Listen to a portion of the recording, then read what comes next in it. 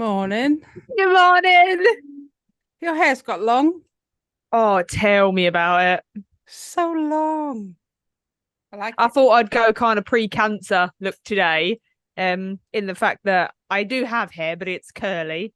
Because when I had straight hair, I wanted it curly. When I had the curly hair, I wanted it straight.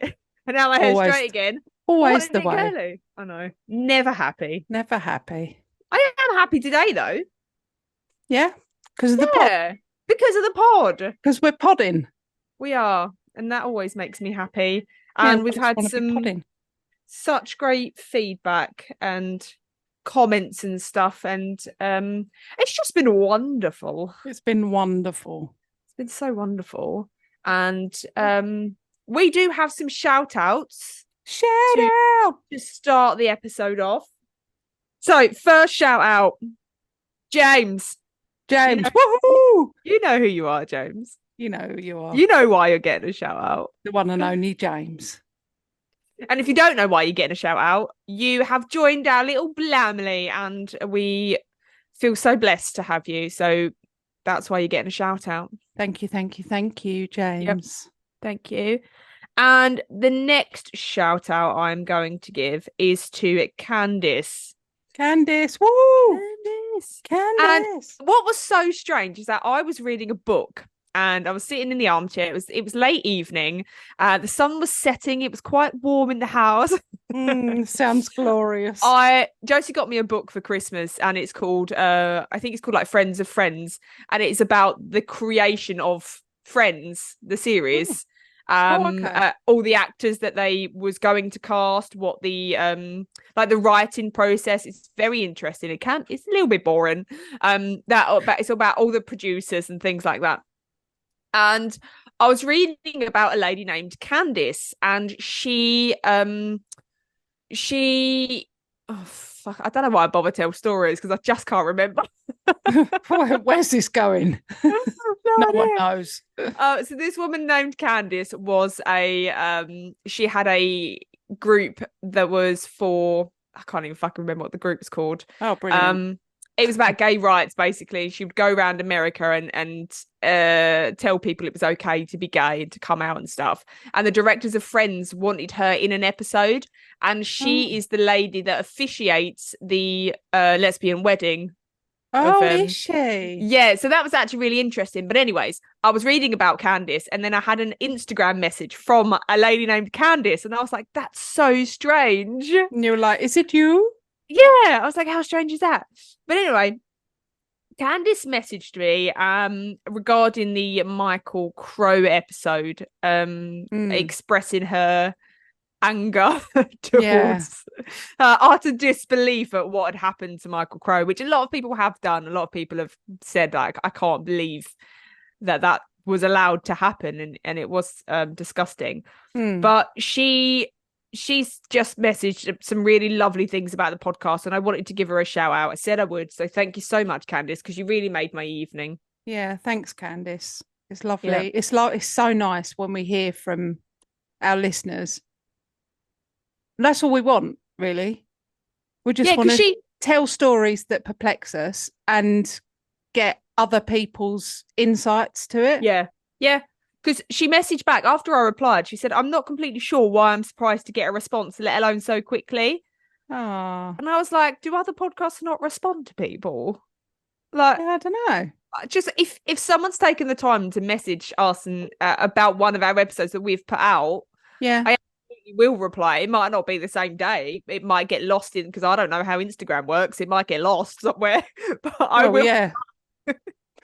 Yeah, we will respond, and that's what we're all about. That's what we want to hear.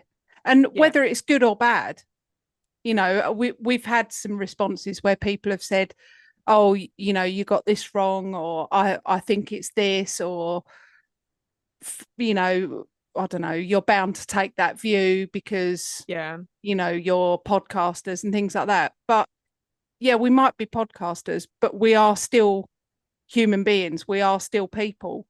You know, Yeah. we are going to not. be able No, to include no certain matter things. how professional we are. Exactly. And we are, as you all know, very professional. Such the professionals. But yeah, I mean, if you guys know something different from what we say about a story on the pod, we're all about it. Like, we want to hear, because we're perplexed by it, which is why we're doing it. Yeah, absolutely. And yeah, that's why we started the podcast, because we was talking and we was like, these Yeah. things, we wanted each other's opinions on certain subjects because we're so baffled. So Yeah. the more people's opinions we can get, the better. Yeah, exactly. All I'd say is, if you are going to come to us and say that's wrong, blah blah blah happened, Back not it how up. you said. Yeah, tell Back us it where up, you back it up. tell us where you got that information from. Yeah. Because there's no point in saying to us, you got that If wrong. you got it off Facebook. Yeah.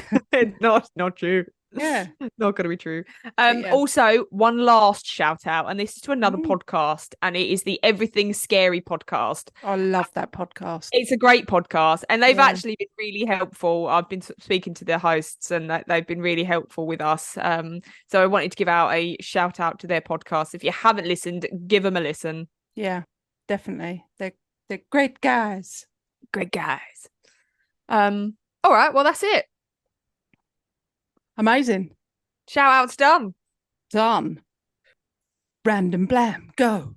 Oh no.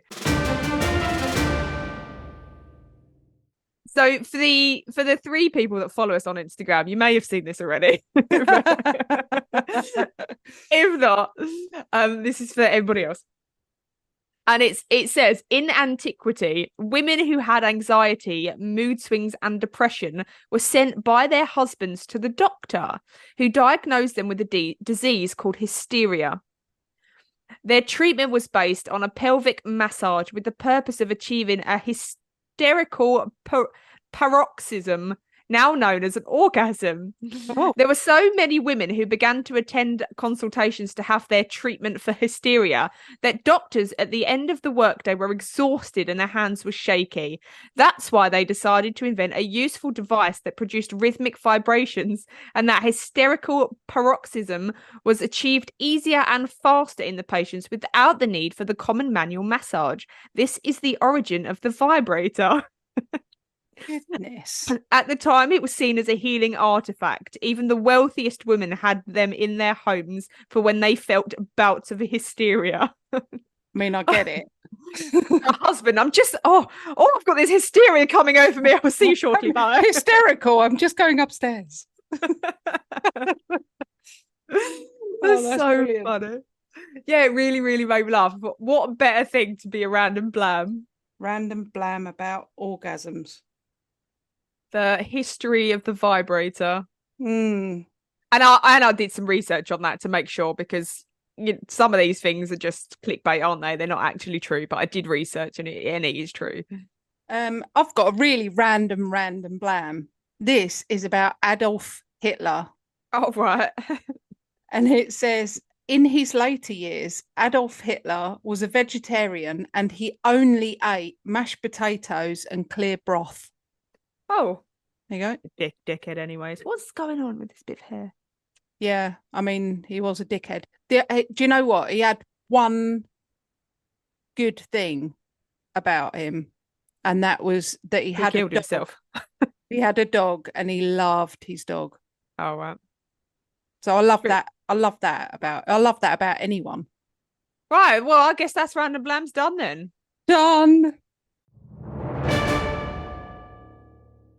So, up in Norfolk, it has been incredibly cold and frosty. It was -5 the other day, and it was like a winter wonderland out here. It was just beautiful. Magical. Yeah. Oh my goodness, it was just beautiful.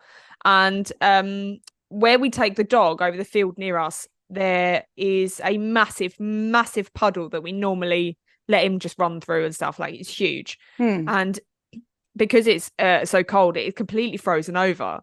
So Josie and I took the dog and we went over there, and I was like, oh, can we go to the big puddle? I bet it's frozen.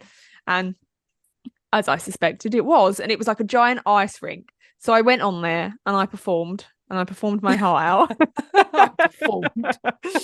And I got cocky and I got carried away. and I did the most cartoon-like banana slip that you've ever seen. I did one of those straight back falls, you know, where your legs just go up. Yeah. I was like, whoosh, straight up, straight onto My goodness. back, bashed my head, bashed my bum. The ice didn't even crack. Really? It was that No, thick? it was so thick and so frozen. It didn't even crack because that would have been even more hilarious. But no, and I laid there and I was like, that ends. I'm falling. I'm gonna fall. She was like, oh no, because she didn't want to come out to get to me because I was in the middle of this frozen tundra. So she was like faffing about while I was dying on the floor, and I ended up like swimming my way back across to her. On your belly. Yeah. Bum sliding across. Oh goodness. We don't recommend this, as hilarious as it was, and I'm gutted that you didn't get it on camera. I know. She just put the camera down because she'd been recording my performance. Obviously. And then put the camera down, and I was like, whoosh. Oh. Right, shall we crack on? Because I have got a banger. Nice. Is it going to be too scary for Billy because he's fallen asleep? No. Okay, no, so it's all right for him to listen. Billy can join in, yeah. He might just go to sleep. He's narcoleptic cat. Is he narcoleptic? Fucking hell. He'll be asleep. It's like, meow, meow. Yep, he's asleep.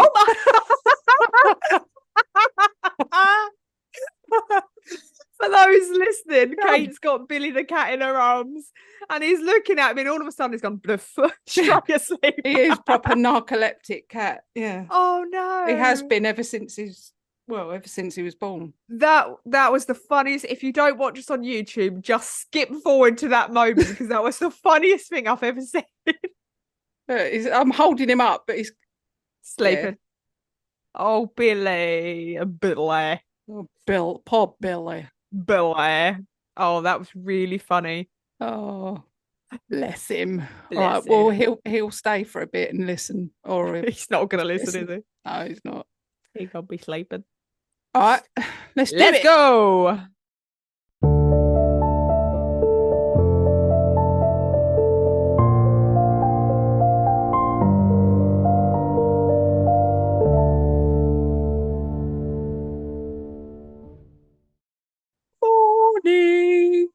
Morning.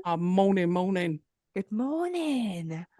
For this episode, I was obviously doing my research and I come across some other podcasts, and it's not a massively long story. So other podcasts were between 15 minutes and 30 to 45 minutes long. And I come across this podcast and it was an hour and a half long. And I was like, oh, great. I wonder what information they've got that the other ones didn't have. 38 minutes of pure bullshit right at the beginning of the episode. Oh, you hate that, didn't you? Oh, I hate it so much. I was like, skip. When's it going to end? Oh. Yeah, so I like it if I'm into the hosts, though. If I'm into the hosts, I'm all about it. Yeah, I guess so, because you get to know the I just don't have the time or the patience, and I'm very to try out new podcasts. I will listen to an episode, but then I don't really ever then listen to like other episodes. I'll only listen to the episodes that I want, that I'm interested in.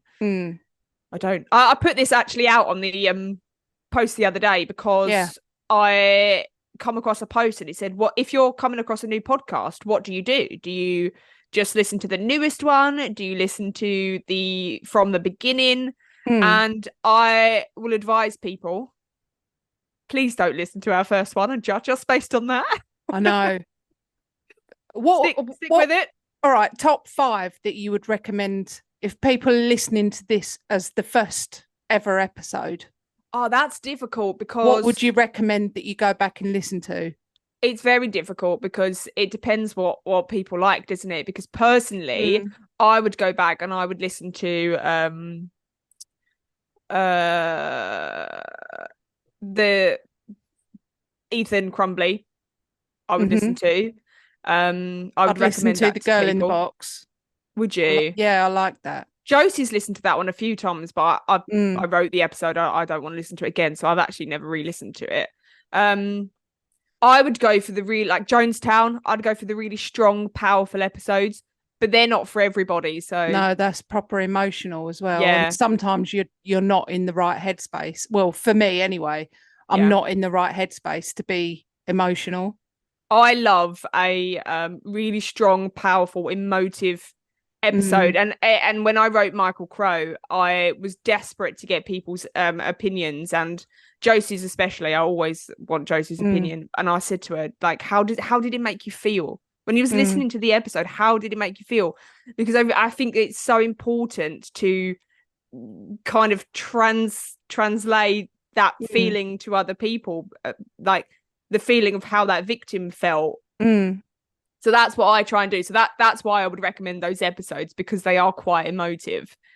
mm. Um, I but would yeah, recommend Mothman and Travis Walton yeah, as something that's not murdery. yeah, So if you're looking for UFO, cryptid, of a Mothman is obviously a fan favorite. yeah. And this episode as well is one I would recommend, because Oh, it is the sudden departure of Granger Taylor.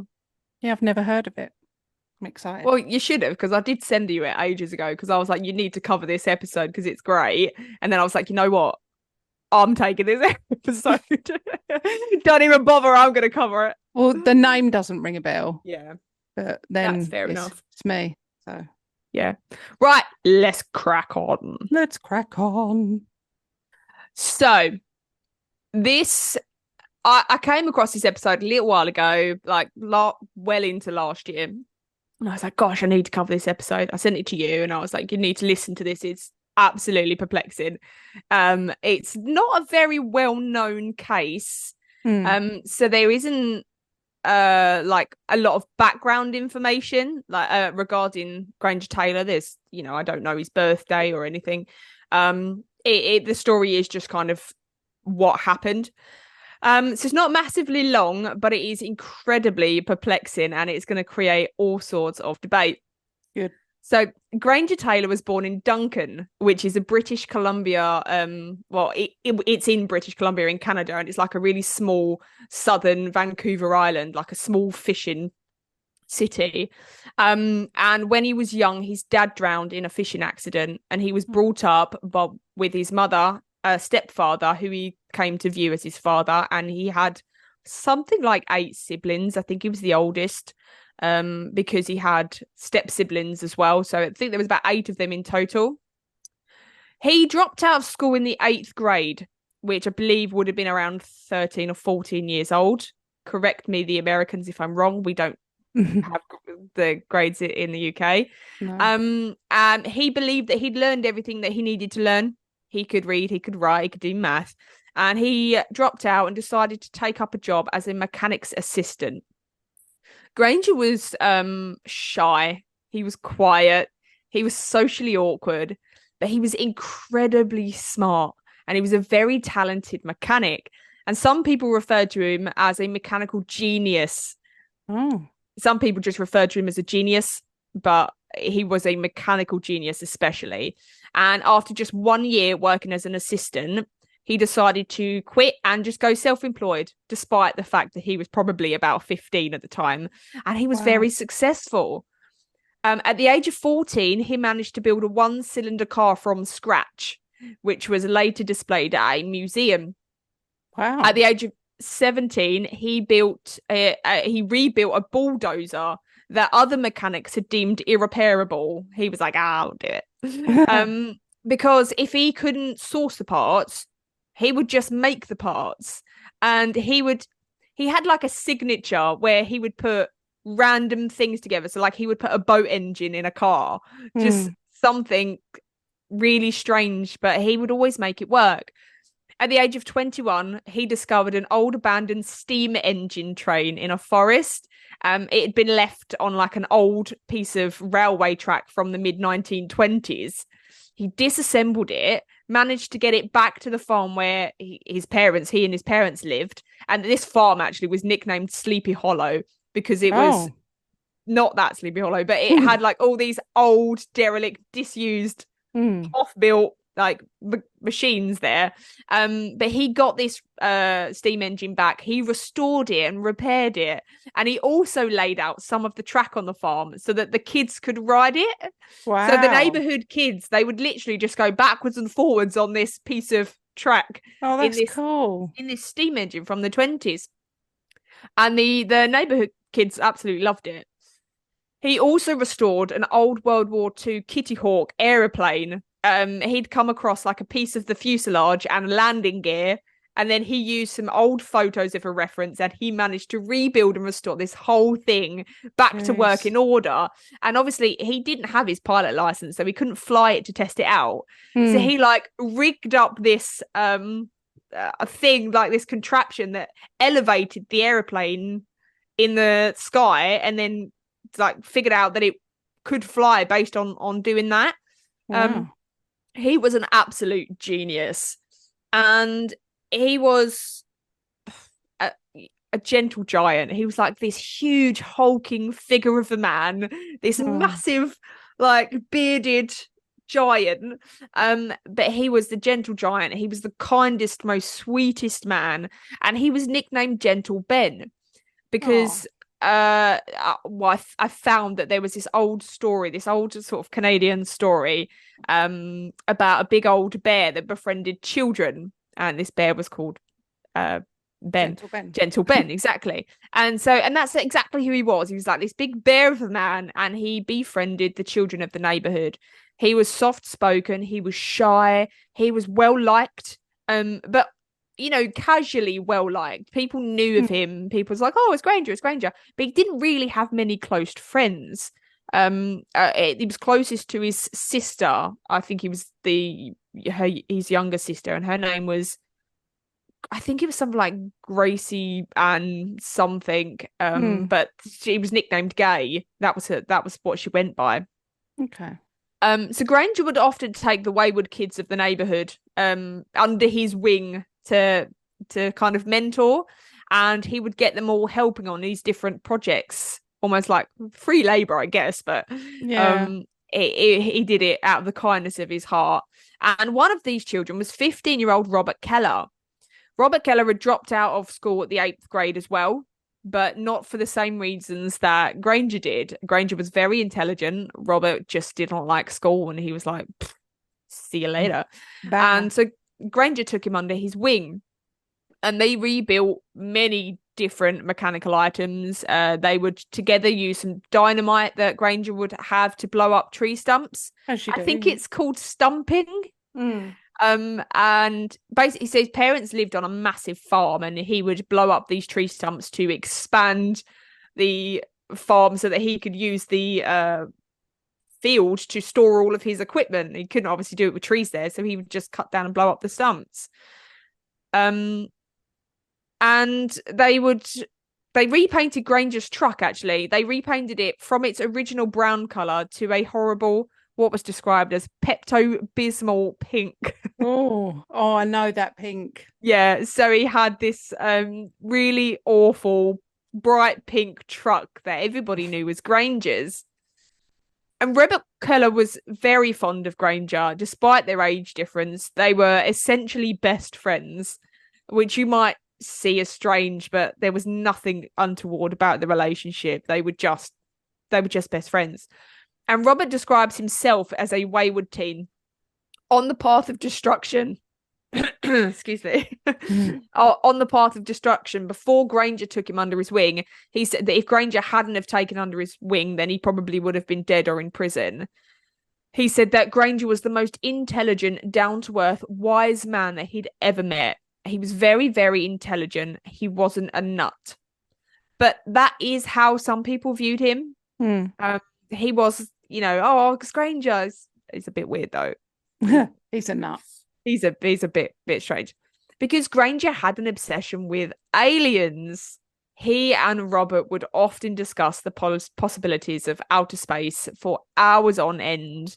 He felt that it was ludicrous to even think that we are the only living things in the whole of space. It was it was a topic that Granger never tired of. They would like do the math of how many planets there were in the solar system and then how many were in the galaxy, and they would do all of this math and be like, there is absolutely no way we are the only living thing in the whole of the galaxy. I agree. And he would it was a topic that Granger loved to talk about, so he would talk about it with anybody, despite whether they were interested or not. He was always just gabbing on about it. And in 1977, with the release of Star Trek, Granger became even more fascinated with all things alien and outer space. And especially what he became most interested in was aircraft, spaceships. How did they work? He was a mechanic. He's this genius mechanical person. How on earth do spaceships work? That is what he wanted to know. So he would get like everything that he could get his hands on, any sort of articles, paperwork, anything that he could related to aircraft or aliens, he would read. He even built his own spaceship, which consisted of 2 giant satellite dishes. Now, these aren't like satellite dishes that we would have on our house. These were these massive satellite dishes that he found in a scrapyard. And he put them one on the bottom with then a sheet of metal around it and then one on the top. And it was on legs and it had a metal ramp as well. It was like a proper spaceship, but it was cool. It was like a man cave, really. He had a fireplace in it. He had a telly in it. He had a bed in it. He would hang out in there. It was this like spaceship on legs.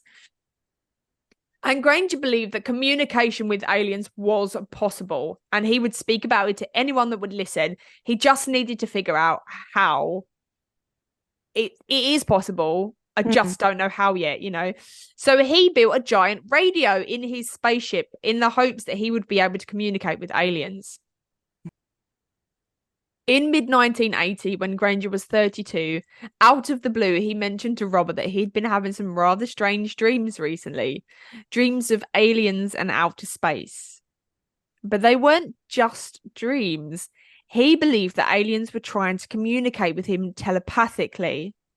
And he was able to communicate with them also. And he would ask them his most dying question.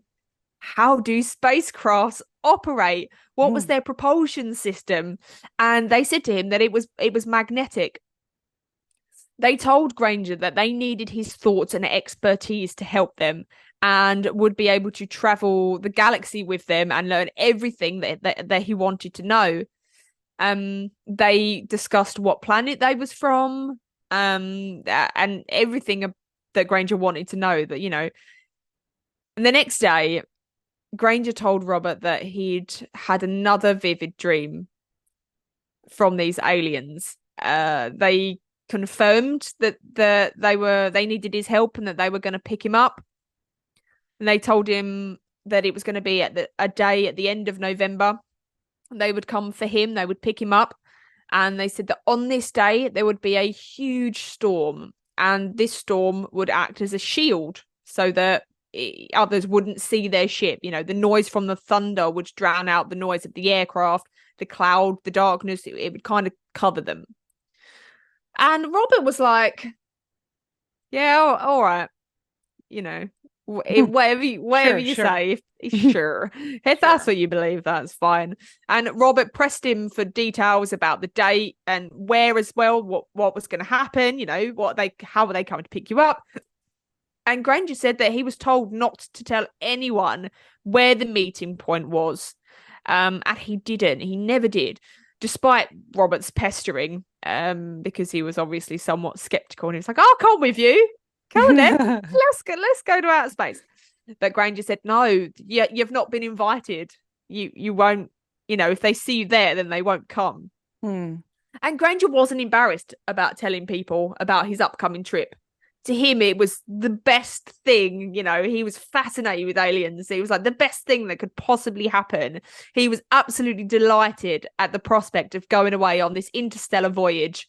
And to the people that knew Granger, this was just Granger being Granger, and they were only too happy to let him have this moment, to let him feel what he was feeling instead of being Yeah. like, that's not going to happen. What ifs? And to the people that didn't know Granger, he was a weirdo, a loner, played with kids.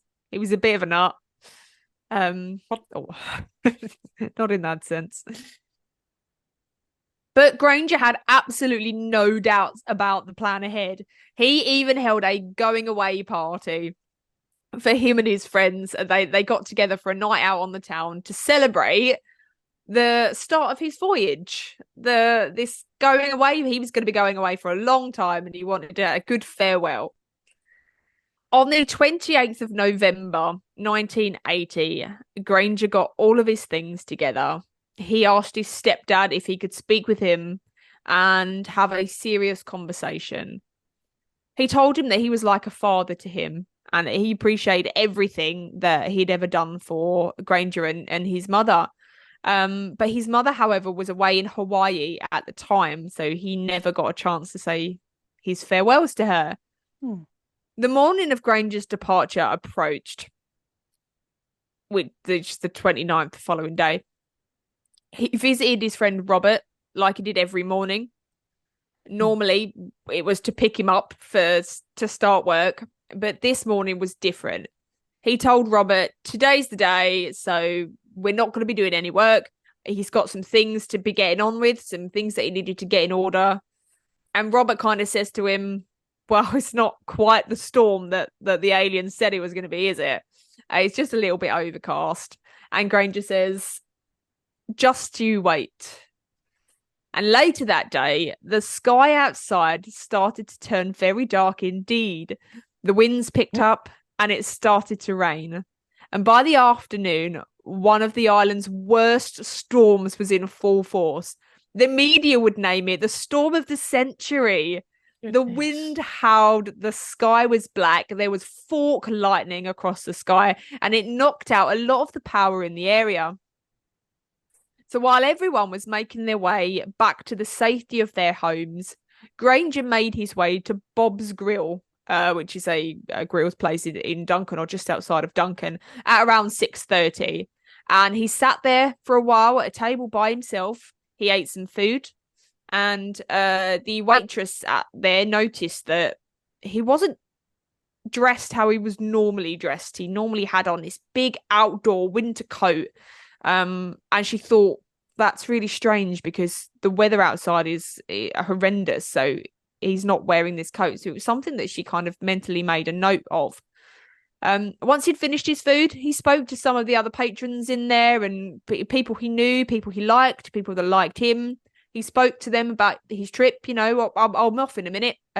So, have a good life. And I'll see you when I get back. And then he left. He went back to visit his friend Robert to say his final goodbyes. And Robert pleaded with Granger to take him.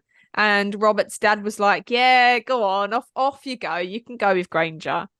But Granger explained that he would be away for a very long time. The aliens had told him that he would be going away on this 42-month interstellar voyage. However, it wasn't 42 months on Earth as time as we know it. It was 42 months at the speed of light, which equated to about 150 years on Earth. So for Granger, he would only age 42 months. But for the rest of us, we would age 150 years. So when Granger returned, everyone he knew, including Robert, would be dead. He did, however, tell his friend that he would visit his grave when he arrived back. And then Granger left. And that was the last sighting of Granger Taylor on this earth. The following morning, Granger's stepdad found a note taped to his bedroom door. On the back of the note was a hand-drawn map of Waterloo Mountain, which was nearby the family's home. The note read, Dear Mother and Father, I have gone away to walk aboard an alien spaceship as reoccurring dreams assured a 42-month interstellar voyage to explore the vast universe, then return. I am leaving behind all my possessions to you as I will no longer require the use of any. Please use the instructions in my will as a guide to help. Love, Granger. So Granger had indeed left behind a will taking the time to make a few alterations to the wording. The word funeral was deleted, and the word death and deceased were replaced by departure and departed. Since that day, no one has seen Granger Taylor or his bright pink truck.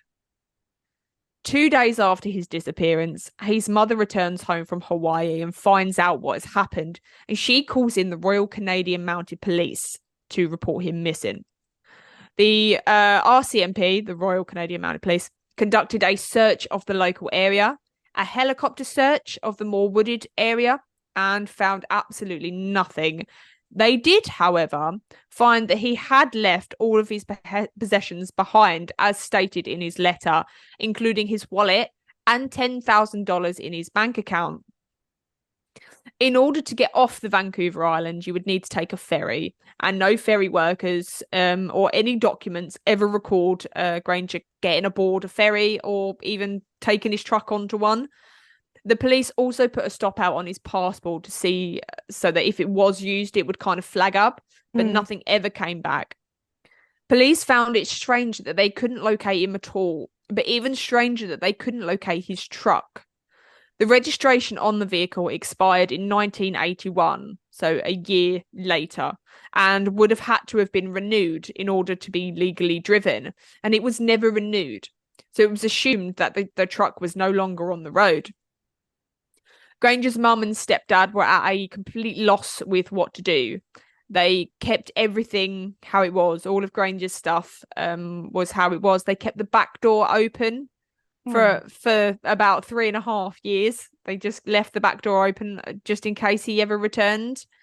And when the 42-month deadline was due to approach, everyone in the town kind of kept their hopes up that Granger would return. Even people that didn't really know Granger, they were all like, oh, it's nearly been 42 months. Granger will be back.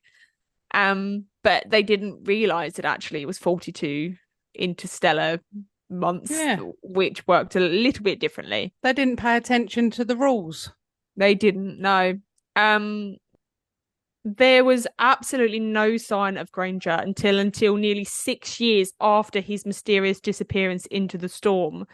In early 1986, forest workers working in the dense forest covering Mount Pavot, which was a mountainous area surrounding the town, called the Royal Canadian Mounted Police to inform them of a blast site that they had just uncovered. This blast site was anywhere from 300 to 600 feet wide. It was massive. And police found parts of a vehicle within this blast radius, and parts of the car embedded in trees at various stages, and just small fragments everywhere.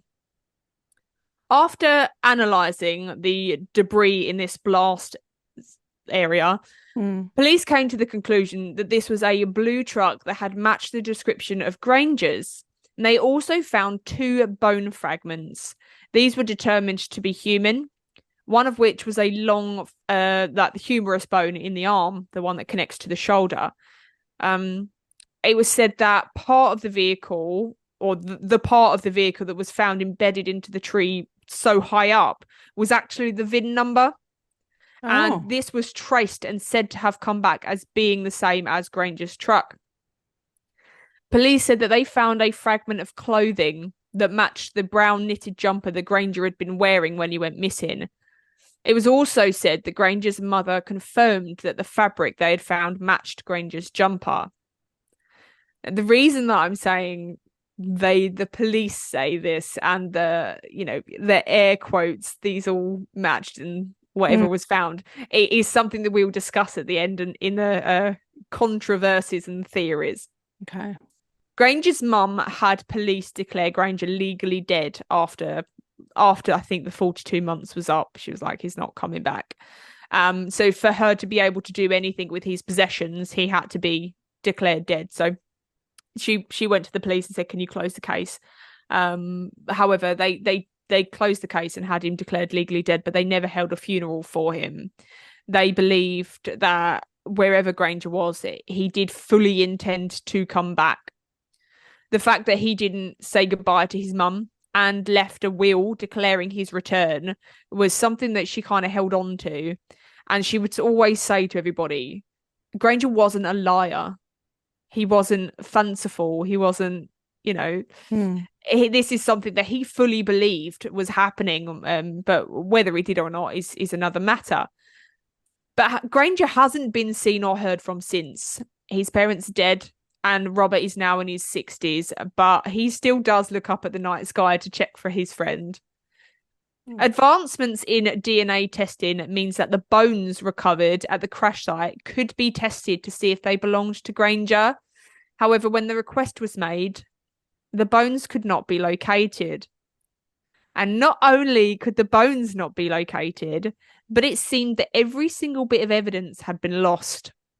This included the parts of the vehicle, the VIN number that was found, for God's sake. the part of jumper that was confirmed to be Granger's, and any sort of crime scene photos.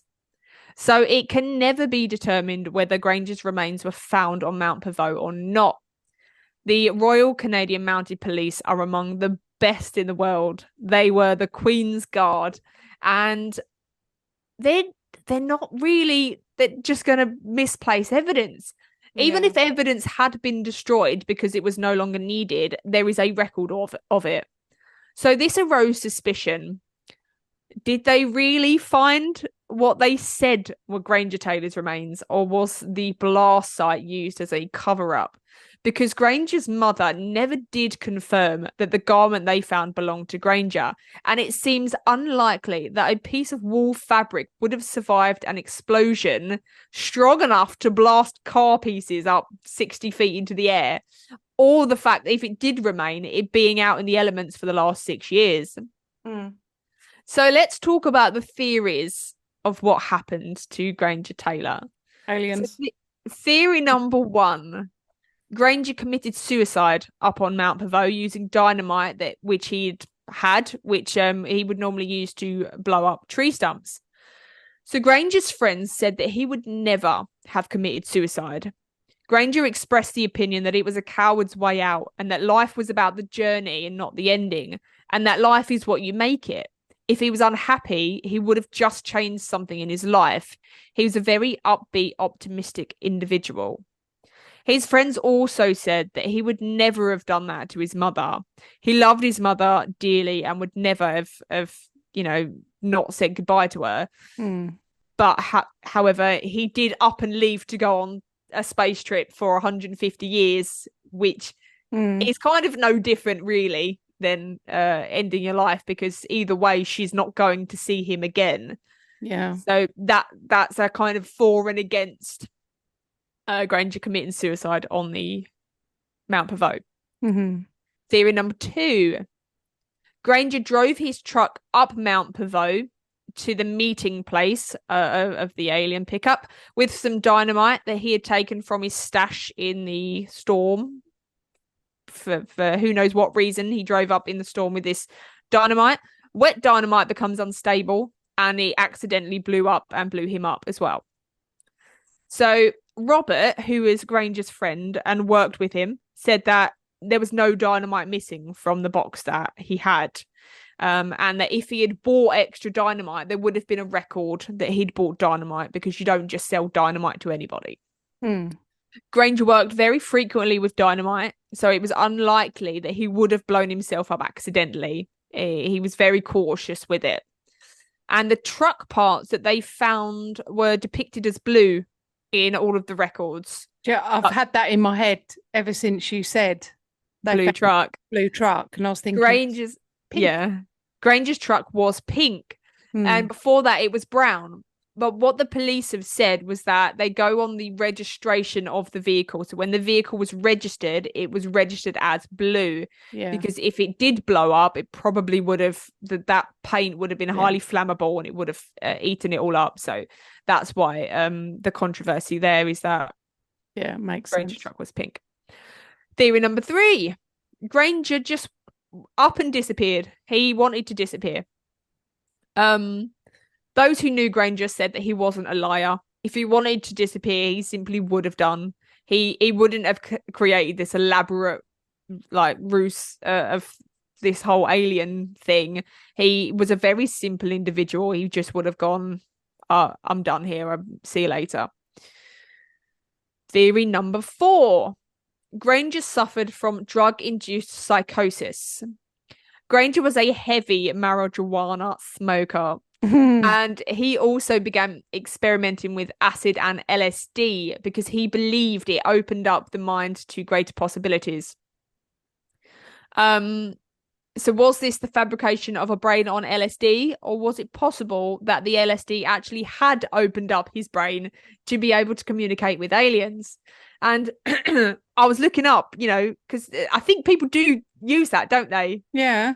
So I was looking up, doing some research around the drug and around the knowledge that it does enable us to communicate with aliens.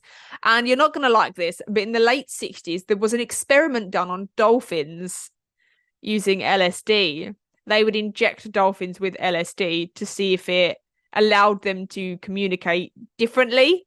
And so I didn't really understand it, but basically they said the dolphins on LSD became much more vocal.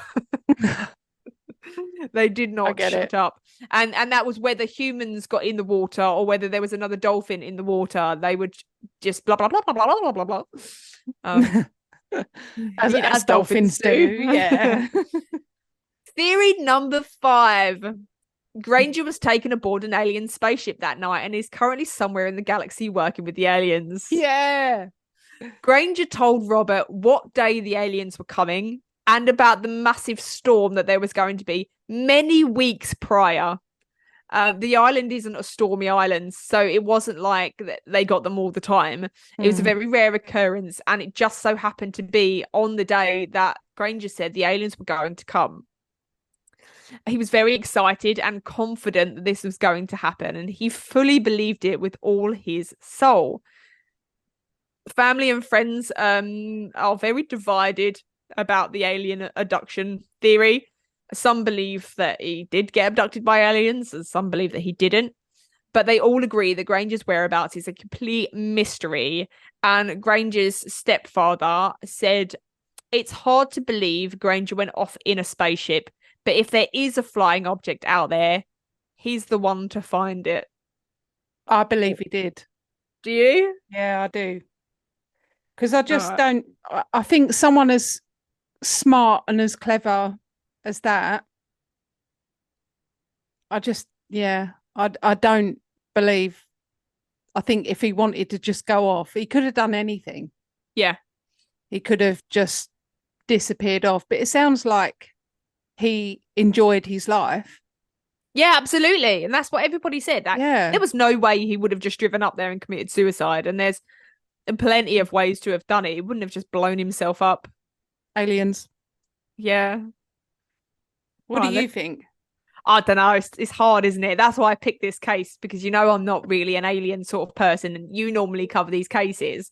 But it's a very, very, very peculiar case because I do believe that Granger Taylor believed that this was going to happen. I don't believe that he made it up. I don't believe that he was a nut. I don't believe that he was on some sort of drug-induced psychosis. I believe that he fully felt that this was going to happen. I just find it hard to believe that it did happen. Yeah, of course.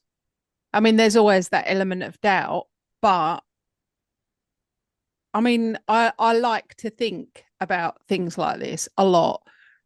And I would like to think that someone as smart and as clever like that, he could have saved like the whole world.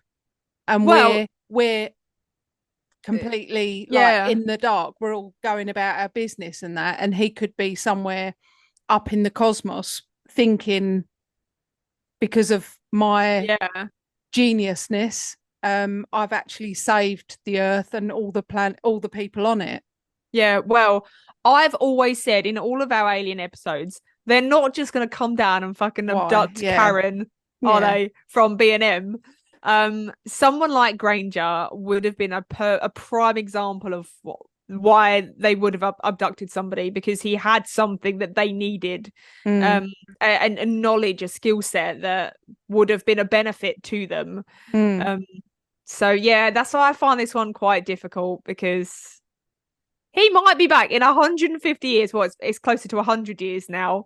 He might just turn up one day, and then all these podcasts, they might still exist, and people would be like, oh, We'll still be it's going. Granger. We'll still be Yeah, going yeah, in absolutely. 150 years, of course. Absolutely. Season 749. Watch A this recap. space. Yeah. Yes, it's a It's very crazy. perplexing one, isn't it? And Yeah. there nobody knows what happened. Well, I find it very Granger difficult. does. Granger knows. I find it difficult that the RCMP would have lost all of this evidence. Mm. I find it difficult that out of the exploded car, this blast radius was massive. The entire VIN number would have been salvageable and readable. Mm. And also the clothing as well. I don't believe they found any clothing. It's a woolen knitted jumper that wouldn't have survived. Mm.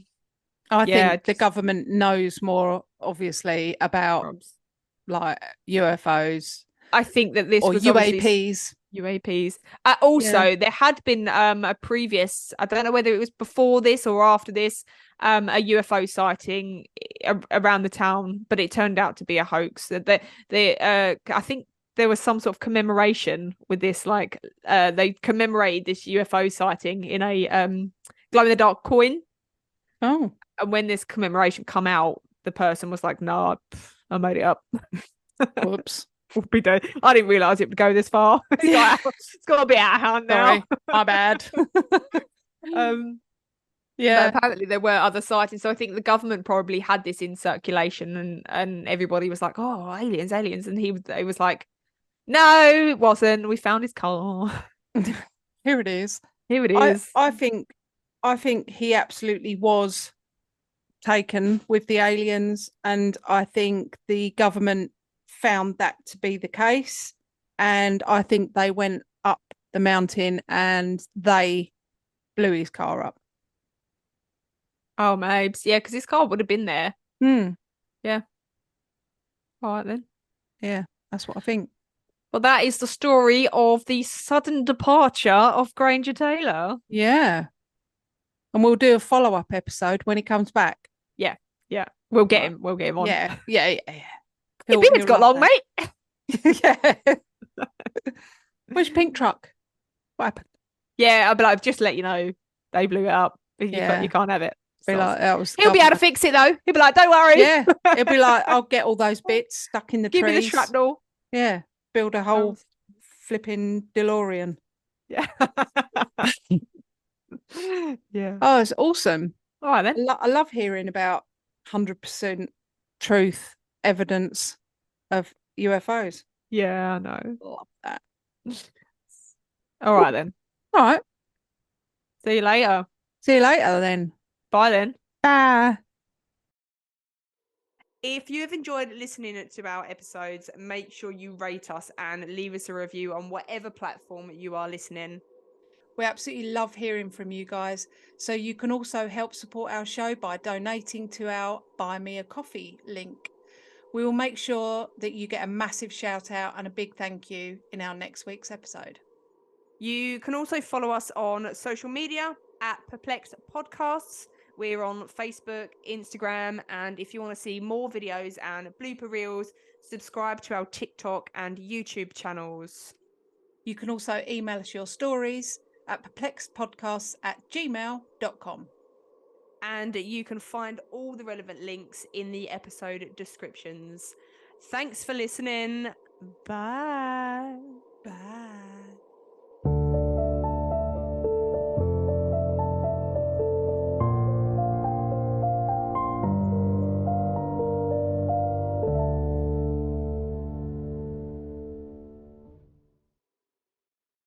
Yep, he's asleep. Oh my